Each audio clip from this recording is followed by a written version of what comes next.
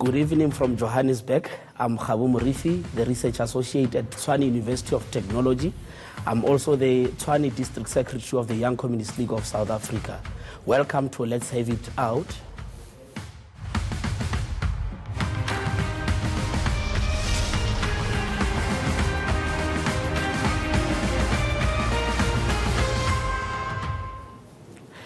ENCA gives a variety of different newsmakers a chance to host this program, interview people with whom we disagree, and give you a chance to get involved in the conversation unfiltered, accountable and accessible.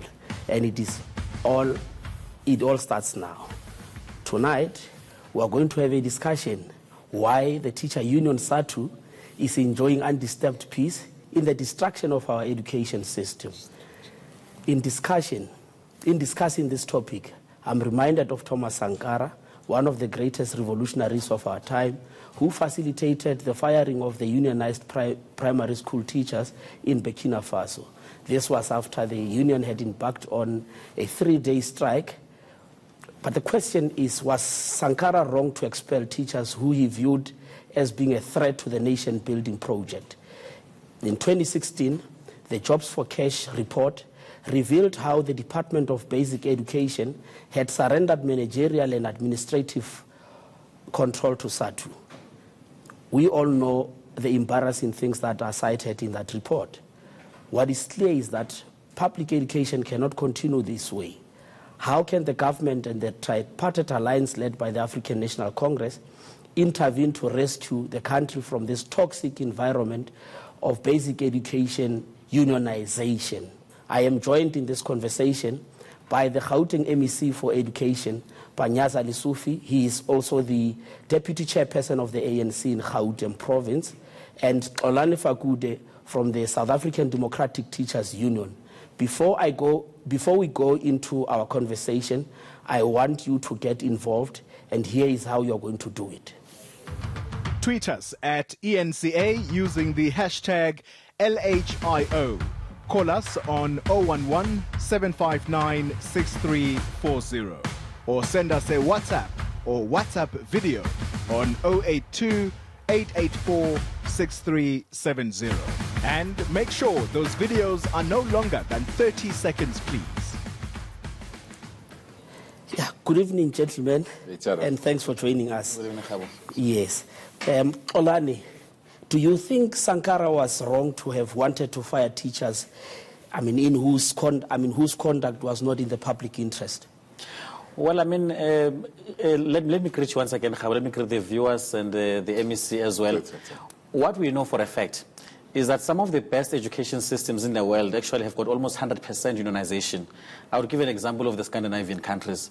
So it is clear that if you look at the evidence around, is that unions in actual fact assist the system more than do the opposite. I heard in your introduction, which was quite conclusive, because you've already concluded that there is a particular distraction in the education system led by SATU. And I was telling the MEC earlier that, statistically, out of every 3 teachers, 2 of them are SATU members, because we organize just about 72% of the educators in this country, which therefore means that when we meet and we celebrate matric results passed, and we're saying that there is an increase of so many percent and so forth, when MEC Panyaza performs well in Gauteng as an education MEC, I'm sure he knows as well that it is by and large because of the SATU members that you were referring to earlier. So yes, I can absolutely say without any fear of contradiction, yes, Sankara would have been terribly wrong at that stage. But responding to the education crisis, the Minister of Basic Education, Mamenji Motshekga, tried to introduce, a biometric system wherein you are going to assess, the movement of teachers, and you shot this thing down as if you do not really care whether teachers ought to be in class and what they ought to be doing, with our learners. Can we really trust you with our education system? No, absolutely. If that kind of a policy approach was to come again, even today, we would again shoot it down even with more vigor. And the reason for that, Khabo, is that we cannot jump into policing teachers teachers through biometric mechanisms, etc. We are saying as such that what is important is the value chain. That is now the inputs into the education system. So what matters rather is to make sure that there is infrastructure, there are enough teachers who are adequately qualified, there is enough support, and then we get to other issues at a later stage. That's why we're saying the priority must be in. But what do we do if teachers don't do what they're supposed to do? I mean, we've got to do something. We've got to put control measures in place. Obviously, you can't want to tell us that it is good that the school starts at 7 o'clock, teachers are not in class, or if they are there, they are not doing anything. I mean, there isn't any accountability measures, and you want to shoot this down, and you want us to believe that we must entrust our education system with your unionized, with your union. Well, Khabo, when you get into the workplace as a teacher, you get into a contract of employment, which means that there is what is expected of you as a professional first and foremost.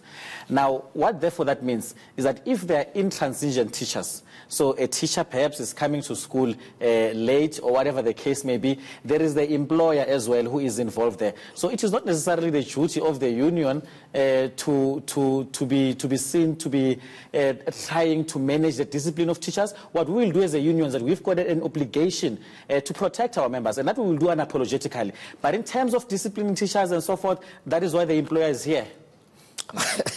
Okay, employer. Mr. Lesufi, a study by the University of Stellenbosch, it's a research on socio-economic policy from the socio-economic policy unit entitled Identifying Binding Constraints in South African Education. And one of the things they contend is that no amount of money can really fix the crisis in our education system unless the unfettered power of unions is dealt with. In your opinion, to what extent are some of these systematic challenges experienced by our schools the direct result of the extensive, politicization or unionization? Well, thank you so much, and thanks for the opportunity to participate in this debate. The reality is that education is a contested terrain, and being a contested terrain, every segment of society will want to control it. It can be parents, it can be teacher unions, it can be business, it can be government. It can be any institution that believes that whatever happens within the education space, they need to directly benefit. And in that process, that is why you have this contest, purely because of the policy position that we have taken as both the ruling party but as government, that our education system should be people-centered. Our education system should assist us to resolve one important part, which is people's education for people's power, so that through education people can access power, they can have control, they can have resources. So if we have to have quality education, and that research says that you need to curtail the powers of unions, or you have to curtail the powers of formations that are organized within the education space, I don't think that will resolve the problem. What is that everyone must understand their roles and stick to their roles. Whoever crosses their roles must be appropriately pushed back to remain within their roles, because there is no way that we can have such a massive education system. I mean, in Gauteng, we've got almost 62,000 teachers. You can't have such a massive system and not have people that are organized. We've got 2.3 million learners, which simply means that we've got more than 2.3 million parents. You can't have, when you have such a massive system and have people that are not organized. We've got learners, so they'll organize themselves. The reality is, do we have the machinery and the systems of ensuring that everyone is confined to their roles? There's no one that interferes with the role of the other people. If as government we need to manage, we must manage it. We must not have a co-management with teacher unions or have teacher unions trying to impose their will on us. But if teacher unions have an issue that they want to represent their members, surely they've got the right to do so. If teacher unions want to influence policy, surely they have the right to do so. It is at what platform should they view or raise their views that will count as an area of concern. But where we stand, education is a public good, and we'll welcome anyone that have an interest to participate in that interest. Yeah, thank you. We'll continue after the break.